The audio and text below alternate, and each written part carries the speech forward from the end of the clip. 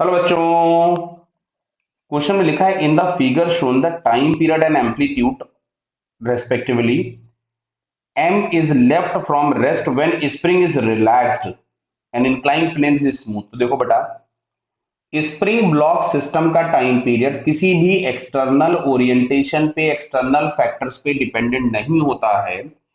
इसका time period हमेशा ही हमारे पास आता है 2 pi root of m/k, provided कि जितने भी फोर्सेस एक्ट हो रहे हों एक्सेप्ट स्प्रिंग, सारे के सारे कांस्टेंट होने चाहिए। जैसे अगर हम इस पे देखें तो इस पे एक mg साइन थीटा इधर की तरफ में लग रहा होगा जो कि हमेशा कांस्टेंट रहेगा। अगर ये mg साइन थीटा बदलने लग गया तो टाइम पीरियड ये नहीं आएगा। जैसे एक एग्जांपल समझिए कि मान लो अगर हम लोगों ने ये एक ब्लॉक था कोई भी, और इसको हमने हाफ फिल करके रखा हुआ था किसी भी कंटेनर में, आधा ऐसा।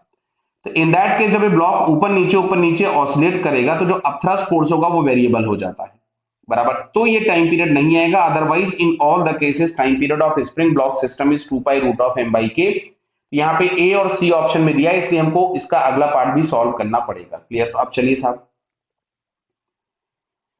जो भी एम्पलीट्यूड होता है एसएचएम में, it is measured from mean position. और मीन पोजीशन वो पोजीशन होती है जहां पे नेट एक्सटर्नल फोर्स जीरो होता है। तो सबसे पहले हम इसकी मीन पोजीशन फाइंड कर लें। तो मीन पोजीशन पे हम लोग देखेंगे कि डाउन द इंक्लाइन इस पे एक फोर्स लगेगा mg साइन थीटा। क्या लगेगा?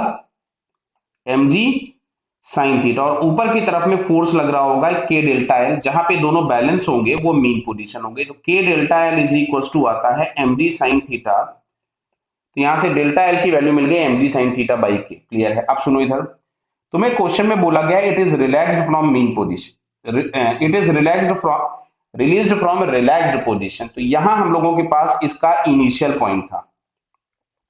मान ली ये आ गई मीन पोजीशन, ये हम लोगों के पास आ गया मीन पोजीशन जो कि यहां से दिया गया था डेल्टा एल।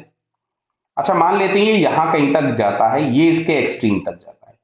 तो भाई मीन पोजीशन से ये जो डिस्टेंस होगा एक्सट्रीम वाला, ये हमारा आंसर हो जाएगा एम्पलीट्यूड के लिए। तो अब अगर हम देखें तो ब्लॉक पहले यहां था और यहां से वो इतना नीचे आया, कुछ भी हम इसको एच मान लेते हैं।